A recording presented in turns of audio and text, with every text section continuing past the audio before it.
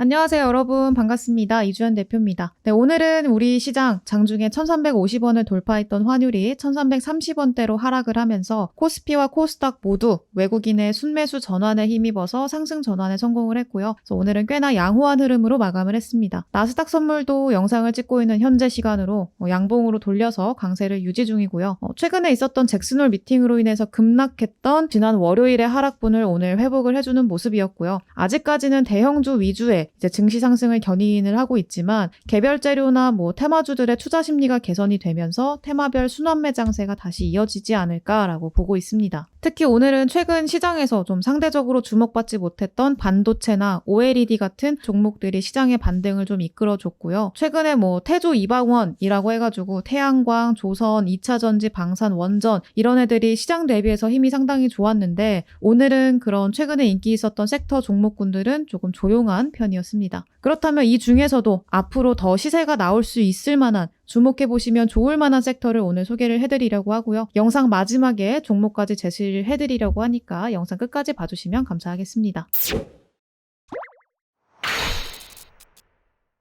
네, 오늘 여러분이 주목해보셔라 라고 소개해드릴 섹터는 바로 폐배터리 산업입니다. 일단은 폐배터리 관련주들 최근에 흐름이 굉장히 좋죠. 성일하이텍 같은 경우에는 저점 대비해서 지금 100% 가까이 상승을 해줬고요. 그리고 세비캠 같은 경우에도 저점 대비해서 지금 170%, 150% 이상 상승을 해줬습니다. 최근에 신규 상장주들이 상당히 탄력 있게 움직이는 건 맞지만 그 중에서도 폐배터리 관련주들의 상승이 상당히 눈에 띄는 편이고요. 가장 큰 원인, 지금 현재 각광받고 있는 가장 큰 원인을 좀 살펴보자면은 미국의 인플레이션 감축법 통과가 있겠습니다. 최근에 우리 시장에서 신재생 에너지, 2차전지 업종들이 강했죠. 신재생 에너지, 2차전지 업종들이 강했던 이유를 이 미국의 인플레이션 감축법 때문이라고 좀 볼 수가 있겠습니다. 미국 안에서 급등한 이 인플레이션을 완화하기 위해서 마련이 된 법이고요. 내용을 조금 살펴보면은 기후변화 대응, 그리고 의료비 지원, 그리고 법인세 인상 등의 내용이 포함이 돼 있습니다. 기후변화 대응 내용은 이제 2030년까지 온실가스를 40% 감축하겠다라는 목표를 가지고 있고요. 그리고 그 목표를 위해서 친환경 에너지를 생산하고 기후변화 대응 정책에 3,690억 달러를 투입하겠다라는 내용이 포함이 돼 있습니다. 그리고 그 중에서도 오늘 집중할 거는 핵심이죠. 오늘의 핵심은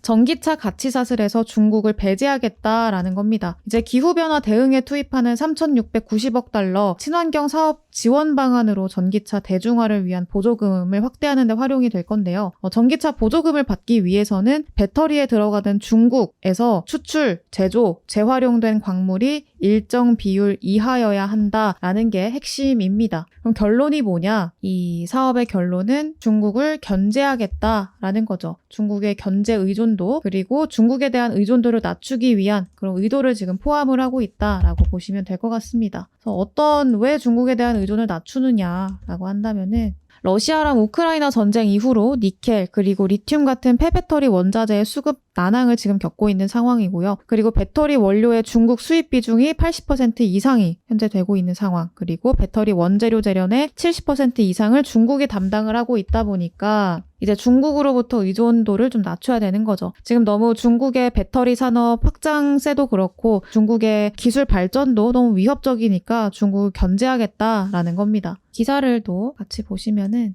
미국의 인플레이션 감축법이 상원을 통과했다. 글로벌 자동차 업계가 발칵 뒤집혔다라는 제목의 기사를 가지고 왔고요. 이제 전기차 보조금을 받기 위해서는 내년부터 차량을 북미에서 제작하고 배터리 원료의 중국 의존도도 크게 낮춰야 하지만 현실적으로 불가능하다라고 말을 하고 있습니다. 그래서 글로벌 업체들은 당장은 탈중국을 실현하기가 어렵다라는 주장을 하고 있는 거예요. 그래서 원인을 좀 살펴보면은 방금도 살짝 언급을 해드렸었지만 배터리 주요 원자재의 대중 수입 의존도가 상당히 높은 편입니다. 그래서 지금 수산화 리튬, 산화코발트, 황산망간 이런 애들이 이제 배터리 원료인데 원료들이 지금 상당히 80%에서 90%까지 황산망간 같은 경우에는 중국 수입 의존도가 93%가 넘어가니까 굉장히 높은 편인 거죠. 그래서 이 의존도를 낮추고 그래야만 미국의 지원을 받을 수 있다.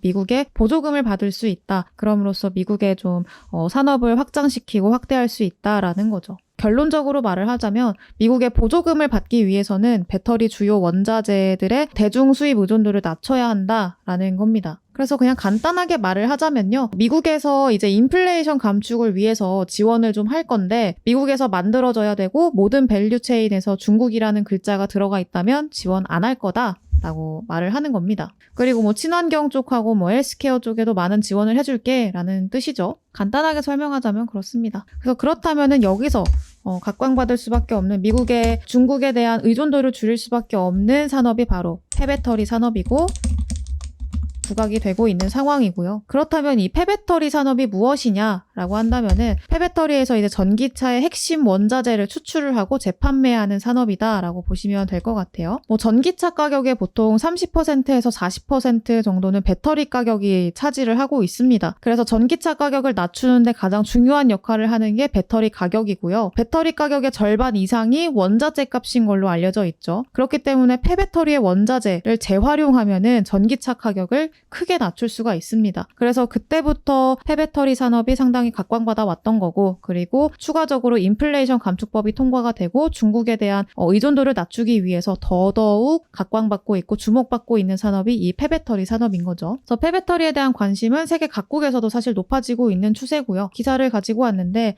EU 같은 경우에 유럽연합은 2026년부터 배터리 여권 제도를 시행한다고 해요. 그래서 폐배터리 재활용 유도에 적극 나설 계획이다라고 하고 있고요. 그리고 배터리 생산 세계 1위 기업이 있죠. 중국 기업이 CATL이라는 기업이 있는데 이 기업은 이미 배터리 이력 추적 플랫폼을 구축을 해서 감독 중에 있다라고 하고 있습니다. 그래서 CATL은 현재 배터리 추적 플랫폼도 지금 구축을 하고 있는 상황이고요. 그래서 폐배터리 재활용 시장에 대한 전망도 상당히 지금 긍정적인 상황입니다. 재활용 시장 규모가 이제 2050년까지, 현재 2030년에는 6조 원인데 2050년까지는 600조 원까지 늘어날 계획이다라고 하는 거죠. 상당히 앞으로의 전망도 좋은 상황이고요. 폐배터리 재활용 시장에 대한 전망도 긍정적인데 이 한국환경연구원에 따르면요. 폐배터리 배출량이 이제 2030년까지 보시면은 410만 개에서 2040년까지 4,600만 개로 늘어날 거다라고 그럴 전망이다라고 보고 있습니다. 앞으로의 산업 자체도 굉장히 전망이 있는 산업이고요. 그리고 그럴 수밖에 없는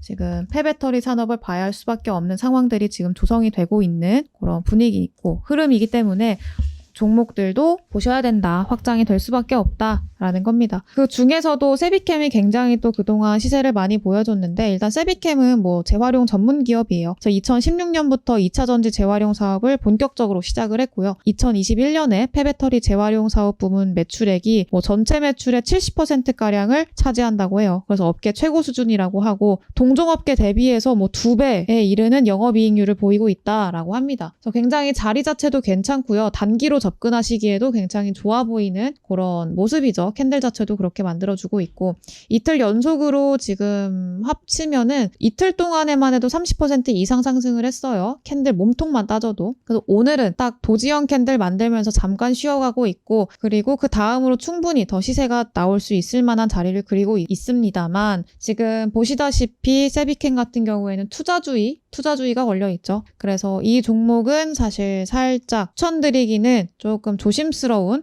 좀 위험한 그런 종목이다라고 보실 수 있기 때문에 세비캠 말고 오늘은 이제 다른 종목을 추천을 해드리려고 해요. 바로 성일하이텍이라는 종목이고요. 이제 세비캠이 대장 역할을 했다면은 성일하이텍은 좀 부대장 역할을 하고 있다라고 볼 수가 있겠죠. 근데 일단은 만약에 세비캠이 지금 투자주의가 걸렸기 때문에 이 세비캠에 접근하시기 좀 무섭다라고 하는 그런 수급들이 부대장이었던 성일하이텍으로 몰릴 수가 있는 상황인 거죠. 성일하이텍은 일단 수거된 배터리에서 좀 순도 높은 광물을 추출을 하면서 시장에 관심을 받았던 종목이고요. 관련 분야에서는 국내 최고의 기술력을 자랑하고 있다고 해요. 그래서 2000년에 설립된 배터리 재활용 업체이기는 한데 우리나라를 포함해서 거의 6개 나라의 리사이클링 파크라던가 뭐 이런 공장을 현재 운영하고 있는 상황입니다. 그래서 지금 시장에서 굉장히 주목받고 있는 종목이기도 하고 산업군이기도 하고 테마이기도 합니다. 그래서 오늘 같은 경우에 살짝 쉬어가는 그런 흐름을 보여줬는데 그 이후에도 충분히 시세가 나올 수 있을 만한 그런 자리를 그리고 있고요. 이제 종목은 알려드렸고 구체적인 가격 전략은 여기서 짚어드리기보다는요. 제가 어플을 운영을 하고 있습니다. 어플 주식 급등비기라는 어플에서 구체적인 가격 전략도 잡아드리고 또 우리 앞으로 추천주라던가 이런 것들도 어플에서 나가고 있는 상황이기 때문에